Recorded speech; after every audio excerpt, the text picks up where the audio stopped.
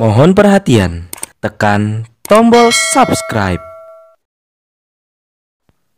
Terima kasih atas perhatiannya.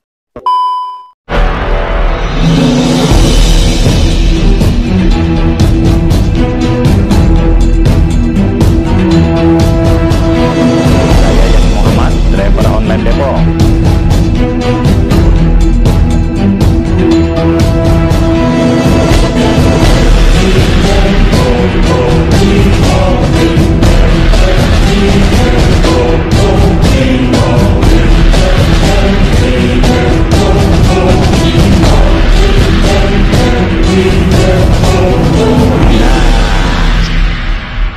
Assalamualaikum warahmatullahi wabarakatuh.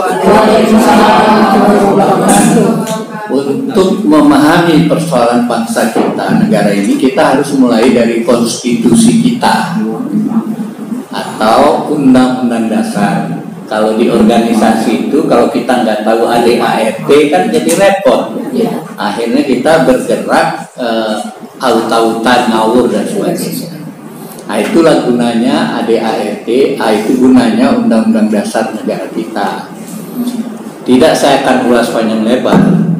Undang-Undang Dasar kita ini sudah diamandemen tahun 99 sampai 2002, 4 kali. Nah, saya nggak cerita panjang lebar. Apa cukup saya ceritakan 4 hal yang membuat Undang-Undang Dasar ini bermasalah. Aturan main bernegara kita ini loh. Yang pertama, setelah diamandemen itu, Undang-Undang Dasar 45 itu yang berubah itu kedudukan MPR. Jadi tadinya MPR itu adalah seperti raja kita gitu, dewa kita yang mengontrol presiden, yang mengontrol semua lembaga tinggi negara ini, diatur, dikontrol oleh MPR, lembaga tertinggi negara atau lembaga penjelmaan rakyat gitu. Nah, itu di amandemen MPR itu menjadi tidak punya kekuasaan, harus setara dengan DPR. Akhirnya tidak ada yang mengontrol presiden. Sekarang presiden kan suka-suka kan, jadi mau apa aja, pindah ibu kota itu kelasnya harus dibahas di MPR, nggak bisa diputuskan DPR. Mestinya itu harus di Majelis Permusyawaratan Rakyat dibahas, itu mestinya pindah ibu kota. Karena kenapa? Sangat strategis, menyangkut sosial politik, ideologi dan sebagainya, dampaknya kan. Nah, itu contoh bahwa akibat tidak berfungsinya MPR itu, ya presiden bisa melakukan keputusannya sepenting itu dilakukan, boleh dibilang sendiri, boleh dibilang suka-suka kan. Gitu. Jadi tidak ada majelis yang membahas. Saya udah tulis juga dulu di WA, ini masalah harus dibahas di MPR, tapi kan apalah saya ini kan tidak didengar. Itu contoh. Lalu banyak masalah ketidakberesan yang dilakukan, apakah berkaitan dengan salah satu syarat presiden diimpeach itu kan perbuatan tercela. Kalau kita hitung perbuatan tercela Tuhan ini kan banyak sekali.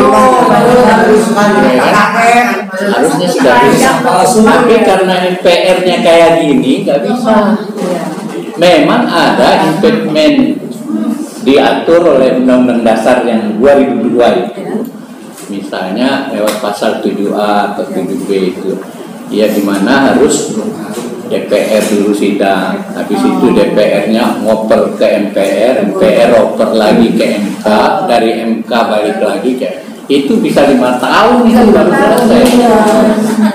Sehingga banyak kita orang politik ini bahas itu malas gitu loh.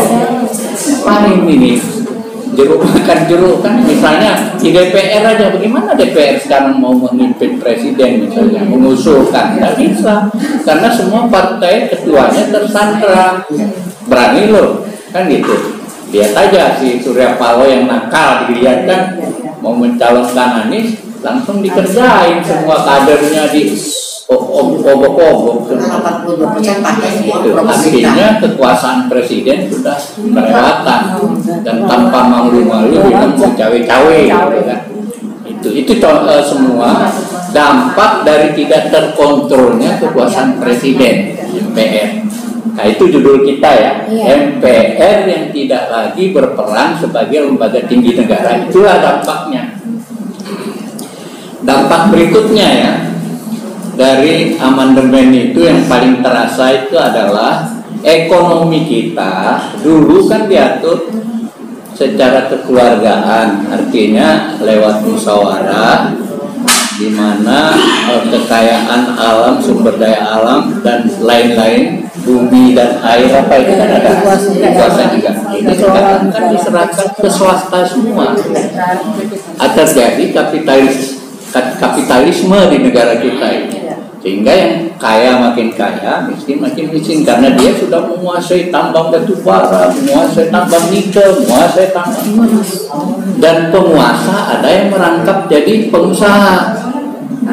Nah, dan sekarang yang pengusaha hanya pengusaha yang bisa masuk jadi penguasa, ya kan semua. Nah, rakyat hanya dikasih sedekah. Apa bentuk sedekah ke rakyat? Itulah bansos, sedekah-sedekah. Itu saya hitung yang dibagi ke rakyat itu dengan amal baik yang kayak gitu itu lebih kurang 100 triliun. Sementara mereka poya-poya ribuan triliun. Nah, tapi rakyat kita kan senang. Ini susahnya. Makanya kalau dipulih, ya kan?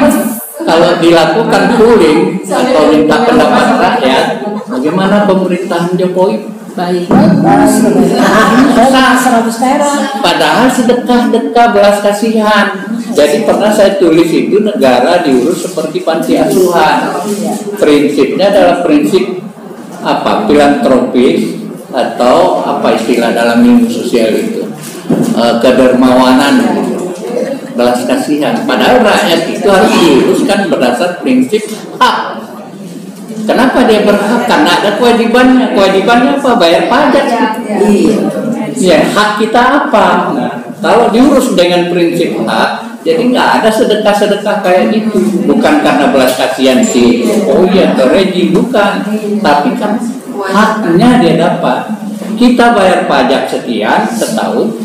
Nah, tiba-tiba ditilep 349 triliun. Wah, gila nggak jelas. Jadi udah amburadul. Itu loh penyebabnya. Jadi kenapa bisa terjadi? Karena prinsip-prinsip pengelolaan ekonomi itu sudah tidak sesuai dengan Undang-Undang Dasar 45 itu sudah kapitalistik. Itu loh, sudah kapitalis. Itu yang membuat kita risau. Nah, kerisauan berikutnya adalah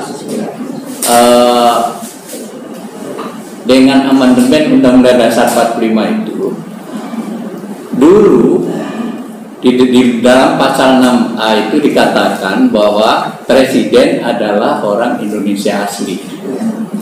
Tiba-tiba dirubah presiden adalah warga negara. Berbeda jadinya.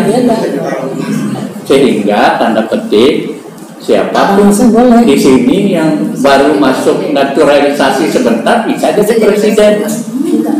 Ya kalau gitu sekalian naturalisasi si Obama aja sekalian, ya gimana? Kalau mau begitu kan? Ya yang paling ngeri kan yang bisa jadi presiden itu nanti karena mereka yang kaya raya sudah tahu kan? Iya.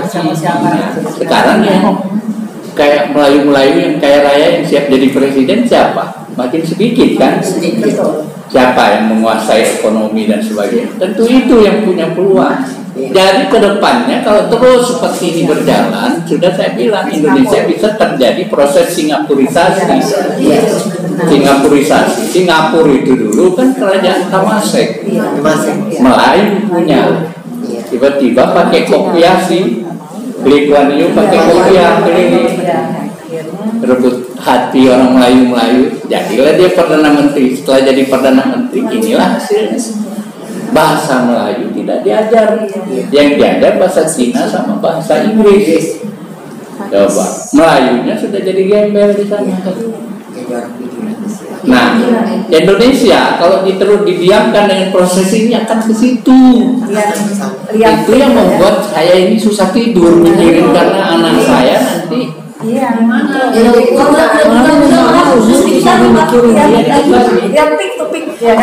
Makanya kalau saya ditanya, Bang Hatta gimana hari depan Indonesia? Tanya saya kan, ada wartawan. Saya bilang cukup lihat gedung-gedung di kota-kota besar ini punya siapa. Itu bahasa saya. Nggak usah pakai statistik. Ya kan? Lihat saja siapa pemilik gedung yang hebat-hebat di Jakarta, di Surabaya, di Semarang, di Makassar, di Medan. Ya itu yang pemilik hari depan. Ya enggak? Nggak perlu kita pakai data itu. Atau lihatlah siapa penguasai lahan, pantai Jawa, pantai Sumatera, pantai Sulawesi, itu siapa? Si Agung Podomoro. Nah itu hari depan kita itu. Lalu kita di mana? Ya, kita lihatlah di kafe-kafe siapa juru makan, siapa tukang pagi. Ya itu wajah kita. Saya tidak sedang provokasi ini. Data ya. Saya nggak pakai. Jadi kalau kita mau lihat hari depan kita itu kayak itu. Nah, apalagi ditambah dengan amandemen Undang-Undang Dasar yang tidak lagi mengatakan orang Indonesia asli. Kenapa dulu pendiri bangsa menulis orang Indonesia asli? Tahu sebabnya? Jadi jangan dibawa ke isu genealogi. Ini isu politik. Dulu kenapa orang disebut orang Indonesia asli? Karena yang menderita zaman penjajahan Nusantara ini orang Indonesia asli. Yang memerdeka dan mau merdeka itu orang Indonesia asli. Itu loh. Bukan karena pokoknya yang menderita kan, yang dijajah itu kan kita ini, nenek moyang kita itu.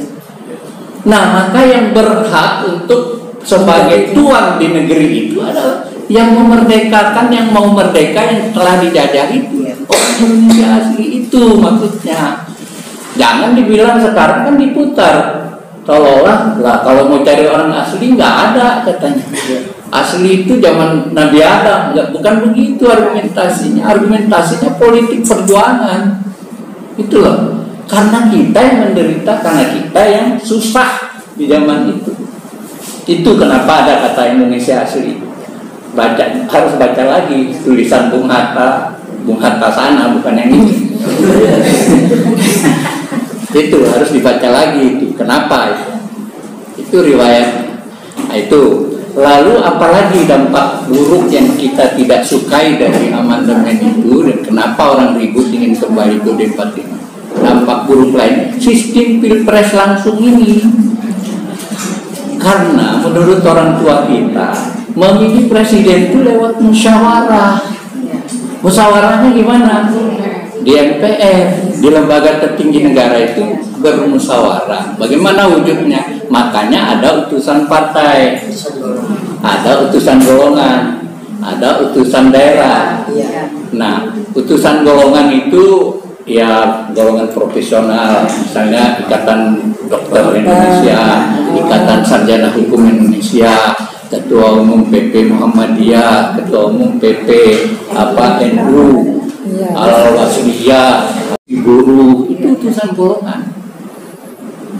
Nah, lalu utusan daerahnya siapa? Ya itu dulu Pak Sultan dan sebagainya, itu dulu musyawarah.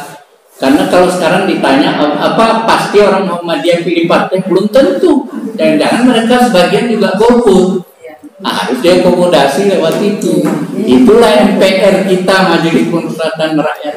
Kalau partai tergantung hasil pemilunya. Nah, pemilu partai yang masuk sesuai aturan ya duduk, bisa jadi fraksi di MPR, fraksi Partai Demokrat, fraksi PAN, fraksi Golkar dan sebagainya.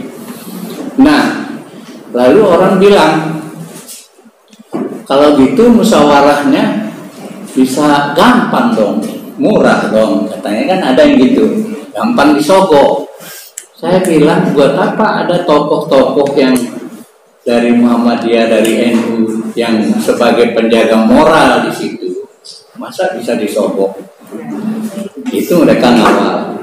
Atau ada Panglima TNI, ada Kapolri segala duduk sebagai di musyawarah. Kan nggak bisa. Dia bilang, apalagi zaman sekarang kan ada CCTV di NPR itu, semua orang bisa menyaksikan gerakan kemana-mana. Yang kedua, saling ngawal antara ketua partai. Taruh aja di pohon-pohon tuh, kawal rumah PDIP ketuanya, taruh itu CCTV, bisa saling kontrol. Daripada pilpres langsung kayak sekarang dijaga yang di Papua gimana? Iya. Ya, kalau ini kan tersentralisir di Senayan aja. Pasti ada juga calon kita dari sini misalnya misalnya ini tidak penuh dari calon. Pasti kalian turun kan di sana mengawal itu, melihat cukong-cukongnya lewat, awas kok, kan gitu. Karena ada calon kita. Ini kan nggak mungkin terjadi luasa untuk sogok menyogok kan di awal. Atau seminggu sebelumnya diisolasi anggota MPR-nya di sebuah hotelnya kita pantau. Yang dukung si ini pasti ngepung, LSM ini semua tersentralisasi, jadi enak kita kawal kalau ada kenakalan. Yang nakal itu sejujurnya fraksi partai, bukan fraksi utusan golongan atau utusan daerah. Fraksi partai ini yang paling badung kalau urusan beginian. Karena dikasih dana. Bukan, memang sudah terbiasa, terlatih gitu loh. Itu yang harus diawasi itu fraksi partai. Itulah kalau pemilihan dengan secara musyawarah itu tidak mudah disogok. Dan ada yang pasti calon yang diajukan oleh tiap-tiap fraksi itu pasti berkualitas. Tidak ada tukang tambal ban yang lolos. Kenapa? Karena ada misalnya Panglima TNI utusan golongan. Pas dia lihat ada tukang tambal ban yang didorong jadi capres. Kalau gitu mending gua, kata Panglima TNI kan. Daripada dia mending gua maju katanya. Kan gitu bisa terjadi. Itulah kelebihan kenapa saya teriak terus agar gunakan sistem musyawarah. Nggak perlu lagi biaya yang mahal kayak sekarang. Nggak perlu perpecahan bangsa. Kan ini saling fitnah tiap hari kita baca soal pilpres ini. Ya enggak? Kalau sistem musyawarah nggak perlu fitnah-fitnahan. Musyawarah ngomong, ya kamu mau dukung siapa silakan. Ya monggo. Semua mencari yang terbaik. Jadi tidak ada anggota yang calon presiden yang abal-abal, pasti yang terjawab. Itu kenapa kita perjuangkan terus sistem ini, gitu loh. Tapi kan sekarang kita nggak dengar. Kalau dibilang misalnya tidak demokratis, emang pilpres langsung demokratis hasilnya? Enggak. Kenapa? Bukan hanya soal prosedur, angkanya sendiri. Tahu nggak? Jokowi dipilih oleh berapa orang? Hanya 37% pemilih loh. Karena suara sebagian jatuh ke Prabowo. Sebagian lagi yang golput, yang suara rusak. Jadi saya hitung hanya 37% yang pertama. Yang kedua 42%. Itu mungkin karena saya kritik terus ya dinaik-naikin angka. Tapi tidak terjadi apa yang disebut 50+1 itu. Kan enggak? Ya enggak? Saya hafal, saya ada angkanya, ada tulisan saya. Nanti saya sebarkan biar disebar ke teman-teman. Biar saya enggak dikira memfitnah atau apa. 37% dia. Tapi sombongnya luar biasa kan? Itu punya daya tipu sih. Iya kan seperti raja yang didukung oleh 1000% rakyat. Itu aneh. Itu.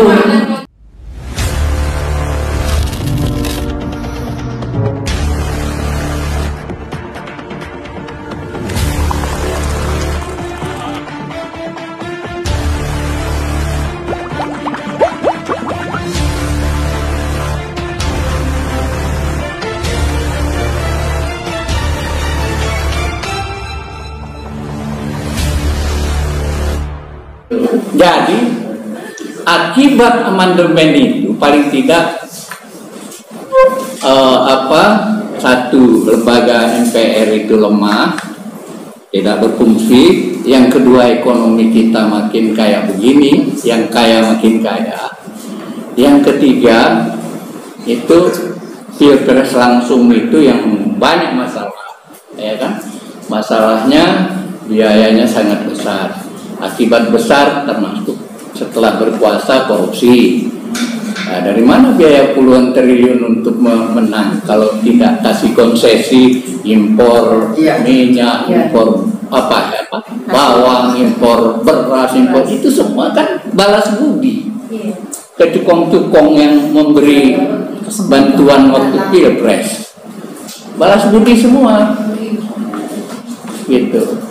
Nah itu makanya kita kritisi ini sistem ini, itu yang menyebabkan terjadi amburadul. Kita bisa lacak aja dengan sistem pilpres langsung kan menghasilkan orang kayak gini, orang kayak gini mengangkat orang kayak gitu, ya kan? Nah yang kayak gitu ngangkat lagi yang tidak jelas, ya akhirnya terjadi masif pelanggaran, masif